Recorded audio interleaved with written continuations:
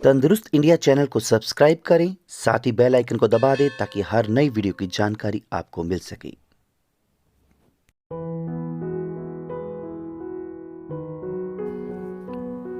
दोस्तों, हर माँ की इच्छा होती है कि वह एक जीनियस, वेल कल्चर्ड, हेल्दी और ब्यूटीफुल चाइल्ड को जन्म दे। इसके लिए गर्भवती महिला अपनी तरफ से पूरी कोशिश करती है।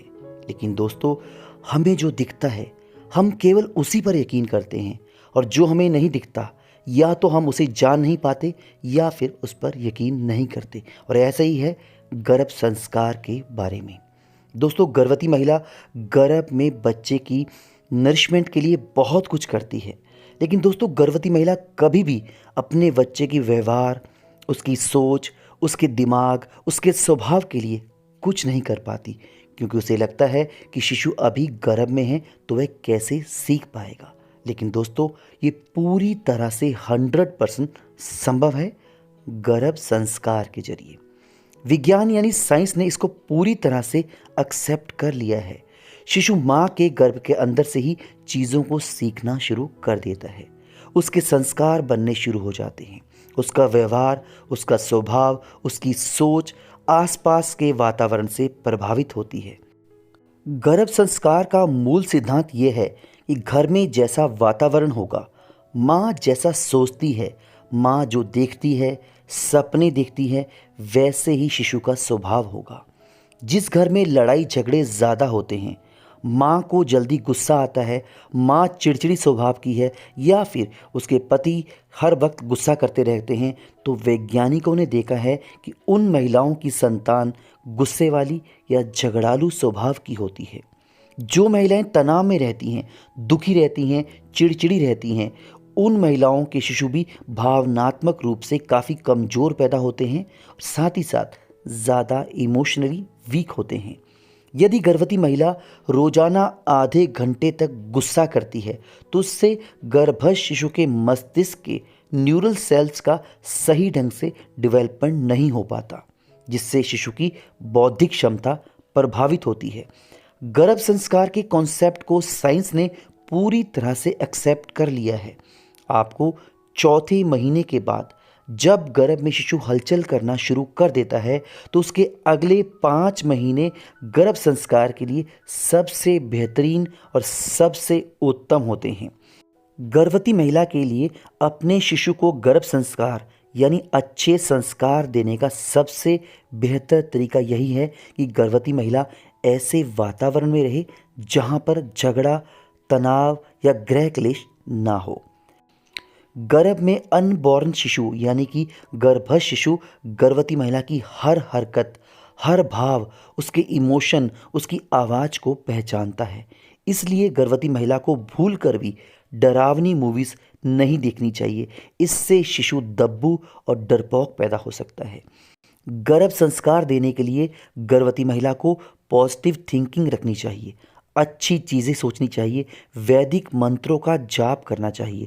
अगर आप किसी और धर्म से बिलोंग करते हैं तो अपनी धार्मिक मान्यताओं के अनुसार भगवान का अनुसरण करना चाहिए, ताकि आपको मानसिक शांति मिले, साथ ही साथ शिशु का भी अच्छे ढंग से बौद्धिक विकास हो सके। गर्भ संस्कार देने के लिए गर्भवती महिलाओं को अपने शिशु को अच्छी शिक्षा देने वाली कहानियाँ सुनानी चाहिए।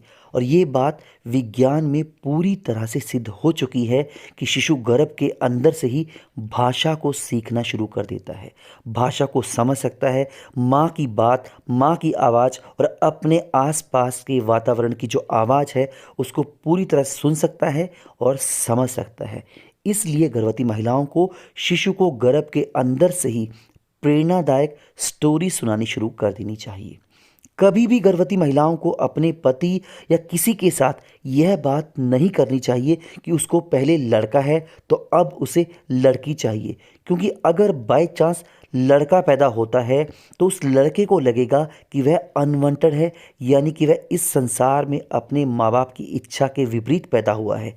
चाहे ये बात उस शिशु को याद ना रहे, जब वह बड़ा हो जाएगा तब भी उसे ये बात याद ना रहे, लेकिन शिशु के सब कॉन्शियस माइंड में ये बात कहीं ना कहीं घर कर जाएगी।